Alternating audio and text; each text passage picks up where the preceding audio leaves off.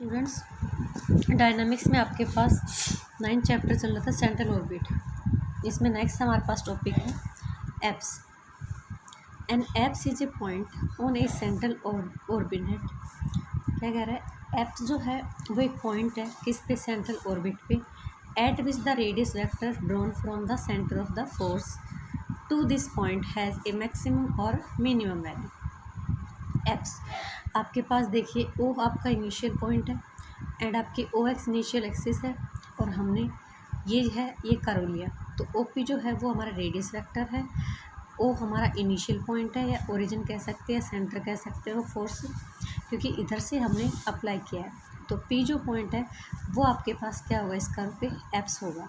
तो an apse is a point on a central orbit at which. Apse जो है वो किसी सेंट्रल ऑर्बिट पे क्या है? एक पॉइंट है eight which the radius vector drawn, जहाँ से रेडियस वेक्टर हमने क्या किया? ड्रॉन किया। क्योंकि पी और ओ को जब हमने ज्वाइन किया तभी तो हमारे पास क्या बना है? रेडियस वेक्टर बना है। From the origin of the force to this point has a maximum और मिनिमम वैल्यू। तो ये आपके कर्व के अकॉर्डिंग ये ओ पी जो है ये आपकी मैक्सिमम वैल्यू भी हो सकती है और मिनिमम भी हो सकती है। ओके, तो एप्स का मतलब समझ में आ गया कि एप्स क्या है? किसी भी सेंट्रल ऑर्बिट पे एक क्या है? पॉइंट है जो ओरिजिन से या सेंटर ऑफ द फोर्स है, ठीक है, उससे आपकी मैक्सिमम और ये मिनिमम डिस्टेंस रख सकता है। ठीक है, एप्सिडल डिस्टेंस। एप्सिडल डिस्टेंस क्या है? The distance between apse and the centre of the force is called apsidal distance. तो ये जो डिस्टेंस है ओ पी जो है वो क्या होगी? एप्सिडल डिस्टेंस होगी। डिस्टेंस बिटवीन एप्स, पी जो है वो हमारा एप्स है। देखिए मैंने क्यू जो है वो दूसरा पॉइंट ले लिया, हम और भी पॉइंट ले सकते हैं, ये हम आर पॉइंट ले लिया। तो ये सारे पॉइंट अगर हम ओ से ज्वाइन करें तो पी क्यू आर जो है ये सारे हमारे एप्स कहलाएंगे। ओके, और ओ से इनकी जो डिस्टेंस है वो हमारी एप्स डिस्टेंस होगी। अब आता है एपिसियल एप्सिडल एंगल। एप्सिडल जो एंगल है वो आपका क्या है? Angle between two consecutive apsidal distance. दो लगातार एप्सिडल डिस्टेंस के बीच का जो एंगल है वो हमारा क्या कहलाएगा? एप्सिडल एंगल कहलाएगा। ठीक है, तो दो लगातार, जैसे मैंने ओ पी को ज्वाइन किया और ओ क्या होगा, तो ओ पी और ओ क्या के बीच में मान लो मैंने थीटा एंगल ले रखा है, तो थीटा जो एंगल है वो मेरा क्या कहलाएगा? एप्सिडल एंगल कहलाएगा। ओके, कंजेक्टिव का मतलब होता है लगातार। तो जैसे मैंने ओ पी, ओ क्या, ओ आर इन सबको ज्वाइन कर दिया तो मेरे क्या रहेंगे? लगातार एप्सिडल डिस्टेंस रहेंगे। तो इनके बीच में जो एंगल बन रहा है वो हमारा एंगल कहलाएगा। ठीक है, एट एन एप्स। नेक्स्ट थोड़ा है हमारे पास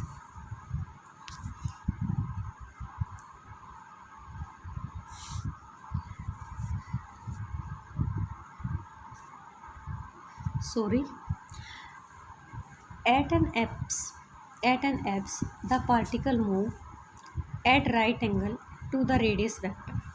हमें ये प्रूव करना है कि एप्स के ऊपर जो पार्टिकल है वो क्या करे? Right angle at the radius vector, that is at an apse the radius vector is perpendicular to the tangent. देखिए गाइस, वैसे हमें पता है अगर हम एप्स के ऊपर यहाँ पे कोई भी टेंजेंट ड्रा करें, और हमें पता है टेंजेंट ऑलवेज क्या होता है? रेडियस पे परपेंडिकुलर होता है। तो कहने की बात जो है वो हमारी यही है इसमें कि हमें ये प्रूव करना है कि जो एप्स जो है, एप्स मतलब पी पॉइंट है, द रेडियस वेक्टर जो है वो इस एप्स के ऊपर क्या हो? इसी पॉइंट पे टेंजेंट पे क्या हो? परपेंडिकुलर। ठीक है, दैट मीन्स पी जो है वो जो हमारा एप्स है वो टेंजेंट और रेडियस वेक्टर का क्या हो? मीटिंग पॉइंट हो, पॉइंट ऑफ कांटेक्ट हो, क्योंकि रेडियस वेक्टर जो है वो एप्स के ऊपर क्या प्रूव करना है? आपको राइट एंगल प्रूव करना है। ओके, तो बाय डेफिनेशन ऑफ एप्स क्या लिया? The apsidal distance are. हमें पता है एप्सिडल डिस्टेंस जो होती है वो मैक्सिमम भी हो सकती है और मिनिमम भी हो सकती है। तो आप यू क्या लेते हो? 1/r लेते हो, तो 1/r लेते हो। अकॉर्डिंग टू दिस ये भी आपकी यू भी आपकी मैक्सिमम और क्या हो सकती है? मिनिमम हो सकती है। हमने इसको डेरिवेट किया, du/d theta is equal to क्या आ गया? आपका 0 आ गया। अब देखिए किसी भी कर्व के ऊपर आप इक्वेशन क्या ले सकते हो? 1/p² equals to u² plus में du/d थीटा। आपने इक्वेशन डिफरेंशियल इक्वेशन ले रखी थी ना ये इस टाइप की। तो यहाँ पे हमारे पास p क्या? परपेंडिकुलर डिस्टेंस है from the origin to the tangent की at any point of the curve के ऊपर कोई भी जो पॉइंट लेते हैं उसकी परपेंडिकुलर डिस्टेंस कहाँ से? ओरिजिन से। ओके, तो हमने क्या किया, उस वैल्यू का इसमें यूज़ कर दे d u by d theta का की जगह जीरो डाल दे, तो 1/p² इक्वल्स टू क्या आ गया आपके पास u²। यू आप क्या ले रहे हो बार बार 1/r ले रहे हो, 1/r, तो 1/r का स्क्वायर हो गया। तो ये हमारे पास p इक्वल्स टू कितना हो गया, r हो गया। p इक्वल्स टू r की मतलब रेडियस वेक्टर के इक्वल ही है, जो आपने परपेंडिकुलर ड्रा किया है वो हमारे रेडियस वेक्टर के इक्वल है। ओके, p को क्या लिख सकते हो, r sin phi लिख सकते हो, तो पी आर साइन फाई लिख सकते हो इक्वल्स टू, हमारा आर से आर कैंसिल हो गया, साइन फाई इक्वल्स टू 1, तो फाई इज इक्वल टू क्या आया 90 डिग्री। तो क्या कह सकते हैं, thus at an apse the particle move at a right angle, apse के ऊपर पार्टिकल जो है वो राइट एंगल पे मूव करता है टू द रेडियस वेक्टर, और रेडियस वेक्टर पे क्या हो सकता है, perpendicular, radius vector is perpendicular to the tangent. देखो ये हमने लोअर क्लासेस में पढ़ा है और पढ़ते भी आ रहे हैं, कई बार हमारा रिजल्ट भी हम यूज़ करते हैं कि ऑलवेज रेडियस जो होती है वो टेंजेंट उसके ऊपर क्या होती है, टेंजेंट पे परपेंडिकुलर होती है। तो अब यहाँ पे आपके वही चीज़ ली गई है, लेकिन वहाँ पे हम पॉइंट ऑफ कांटेक्ट डील करते हैं, यहाँ पे हमने उस पॉइंट का नाम क्या दे दिया, एप्स दे दिया है, और रेडियस को रेडियस वेक्टर का नाम दे दिया, लेकिन टेंजेंट आपका वही का वही है। ओके, नेक्स्ट थ्योरम आपका हमें एनालिटिकली प्रूव करना है, when central acceleration vary as some integral power, अगर आपका एक्सेलरेशन जो है वेरी करे किसी इंटीग्रल पावर के साथ, डिस्टेंस की इंटीग्रल पावर, आपने एक्सेलरेशन जो है आपने पीछे निकाला है कि वेरी करता है डायरेक्टली या इन्वर्स वेक्टर, इन्वर्सली किसके साथ, रेडियस वेक्टर के साथ, ये तो करता था। There are at most two apsidal distance, तो आपको क्या कह रहा है कि अगर आपके पास कोई भी एक्सेलरेशन है वो वेरी करता है किसी भी इंटीग्रल पावर ऑफ डिस्टेंस की किसी भी इंटीग्रल पावर, मतलब एफ इज इक्वल टू, अगर मान लो आपने lambda time of F N ले लिया, आर एन ले लिया, आर क्या आपका रेडियस है, ये डिस्टेंस मानते हो, ठीक है। तो ये कह रहा है कि वहाँ पे आपके पास जो मैक्सिमम हमें ज़्यादा से ज़्यादा क्या दो डिस्टेंस तो मिले, ठीक है। तो एफ भी हमने सेंट्रल एक्सेलरेशन ले लिया, और अकॉर्डिंग टू क्वेश्चन क्या लिख सकते हैं, F is equal to, F vary कर रहा था, अर्थ पावर ऑफ क्या करता है, एन सम इंटीग्रल पावर, तो एन हमने इंटीग्रल पावर ले ली किसकी, डिस्टेंस की ले ली। ओके, आर को क्या लिख सकते हैं, 1/u लिख सकते हैं, आर को लिख सकते हैं ना 1/u, तो हमने आर को 1/u लिखा। आपको पता है इक्वेशन ऑफ द पाथ क्या लेते हो, इक्वेशन ऑफ पाथ लेते हो d² u अपॉन में d थीटा का स्क्वायर प्लस में u equals to F s² u²। आपने बहुत सारे क्वेश्चन में इसका यूज़ कर लिया है, ठीक है। हमने s² को उधर लिया क्योंकि मेरे पास क्या है, f की वैल्यू है, तो हम f की वैल्यू यहाँ पे अप्लाई करने वाले हैं। तो हमने क्या किया, s² को उधर ले लिया, और ये मेरे पास हो गया f/u²। हमने f की वैल्यू इक्वेशन नंबर उधर जो हमने कंसिडर किया था, f is equal to lambda times of r की n, तो f की वैल्यू हमने डाल दी, और r की बजाय हमने un डाल दिया, ठीक है, 1/u डाल दिया, तो 1/u² हो गया ये आपका। हमने इनको पावर्स को कंबाइन किया तो ऊपर जाके हो गया u की पावर -n+2 हो गया। ओके, अब हमने दोनों तरफ किससे मल्टीप्लाई किया, 2 टाइम्स ऑफ du/d² से किया, तो 2 टाइम्स du/d² से करने के बाद अब देखिए हमने इसको अंदर अप्लाई किया, s² हमने बाहर रख लिया, 2u du/d² प्लस में 2 du/d² और d² u अपॉन में d थीटा का स्क्वायर, ठीक है, और इक्वल्स टू इधर हो गया 2 टाइम्स ऑफ लैम्डा, और चाहिए तो इसको आगे रख दीजिए u की पावर -n+1 इंटू में n+2 इंटू में du/d²। अब हमने क्या किया, इंटीग्रेट किया बोथ साइड, तो दोनों तरफ इंटीग्रेट किया, तो ये देखिए आपके पास क्या लिख सकते हो इसको, u² प्लस में, क्योंकि ये जो है u² का ही तो डेरिवेटिव है, ये जो है वो किसका डेरिवेटिव, इसका डेरिवेटिव है। तो हम एंटी प्रोसेस ही तो करते हैं इंटीग्रेशन में, डेरिवेटिव की एंटी प्रोसेस करते हैं, तो एंटी प्रोसेस करते हैं, तो हमने यहाँ पे ये देख लिया कि किसका डेरिवेटिव है, तो u², तो मतलब ये इंटीग्रेशन हो गया हमारा, तो s² इंटू में u² प्लस में du/d² का होल स्क्वायर, और यहाँ से हमारे पास 2 लैम्डा, और इसका हमने डेरिवेटिव कर दिया, ठीक है, डेरिवेटिव कर दिया। तो आपके पास एट एनी पॉइंट, हमें पता है एप्स की किसी भी पॉइंट पे du/d² क्या लेते हो, 0 लेते हो ना, कर्व के ऊपर कोई भी एप्स लेते हो उसके ऊपर du/d² लेते हो 0 के बराबर।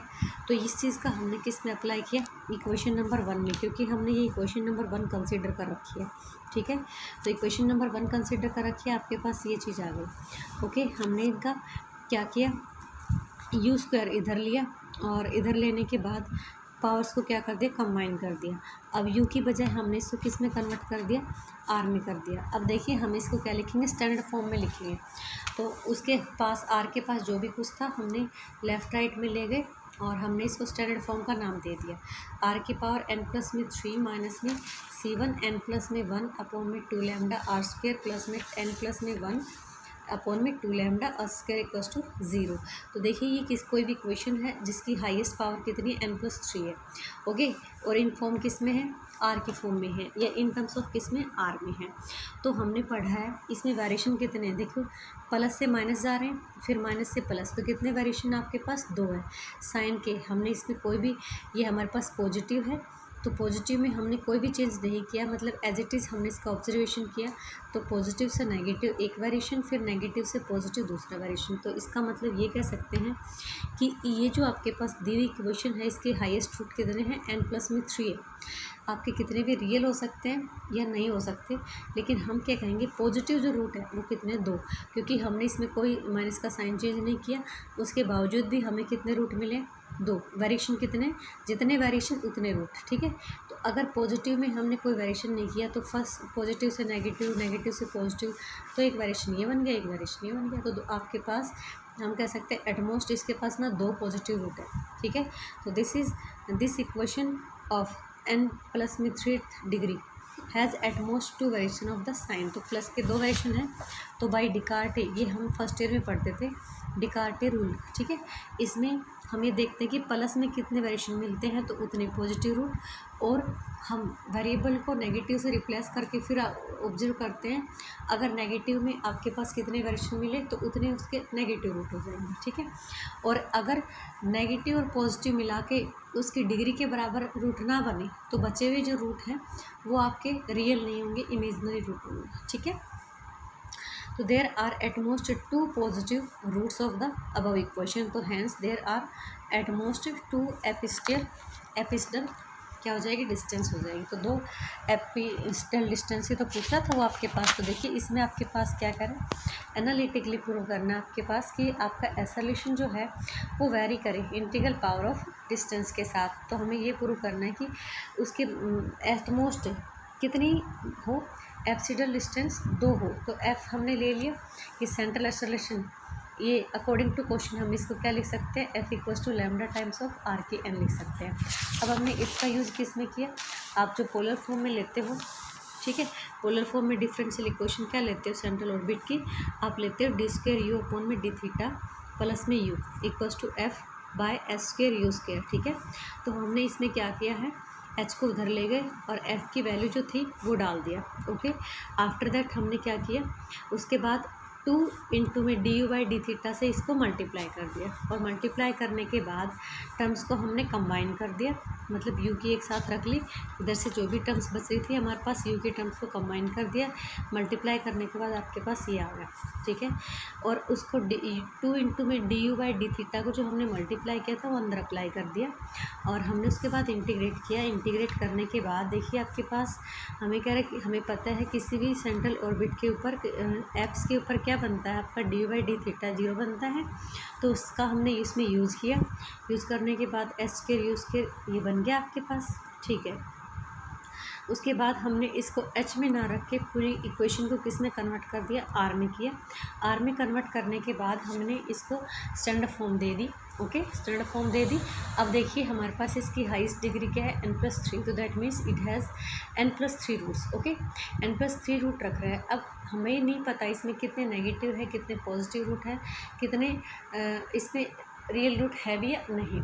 तो इसके लिए हम एक रूट अर्लियर क्लासेस में पढ़ते थे कि आपके पास एज इट इज़ जो इक्वेशन दे रखी है, अगर हम इसमें ये नोटिस कर पाएँ कि कितने वेरिएशन है, तो देखिए ये आपका पॉजिटिव है, ये नेगेटिव, तो एक वेरिएशन हो गया, एक चेंज हो गया, एक बदलाव हो गया, और फिर नेगेटिव से पॉजिटिव, तो ये आपके पास दूसरा हो गया।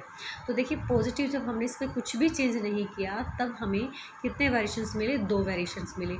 तो हम क्या कह सकते हैं, ये जो हमारे पास इक्वेशन है इसके मैक्सिमम 2 पॉजिटिव रूट हो सकते हैं, ठीक है। अच्छा, अभी अगर हम यहाँ पे आर की जगह माइनस आर रिप्लेस कर दें, उसके बाद हम नोटिस करें कि हमारे पास यहाँ पे कितने वेरिएशन हो। अगर मान लीजिए हमारे पास ये n जो है ये ओड नंबर को देता है, तो ओड में ओड रिप्लेस करोगे तो इवन। चलो मान लेते हैं एन हमारे पास यहाँ पे इवन है, तो यहाँ पे आर की पावर जो ओड हो जाएगी और माइनस रिप्लेस करेंगे तो ये भी नेगेटिव और ये भी नेगेटिव, क्योंकि आर का स्क्वायर है प्लस में। तो ये नेगेटिव कोई चेंज नहीं, ये नेगेटिव से पॉजिटिव। तो हमारे पास यहाँ पे उस केस में एक वेरिएशन होगा, एक बदलाव होगा, तो हम कह सकते हैं इसके एक रूट क्या होगा, नेगेटिव रूट। अब 2 पॉजिटिव मिले 1 नेगेटिव, तो n+3, तो मतलब n जो है वो आपके कैसे रूट बच गए, वो आपके इमेजनरी रूट बच गए। लेकिन इतना सब कुछ आपको नहीं पूछा गया, आपको सिर्फ ये पूछा गया कि इसके मैक्सिमम दिखाने हैं। तो आपके देखिए 2 पॉजिटिव चेंज है, वेरिएशन है, तो 2 पॉजिटिव वेरिएशन है, तो बाय डिकार्ट रूल क्या कह सकते हो, इसके पास 2 मैक्सिमम पॉजिटिव रूट्स मिलेंगे। और हमें क्या प्रूव करना था कि there are at the most 2 apsidal distance पूछे, तो 2 ही डिस्टेंस हो गए। Okay, thank you, have a nice day.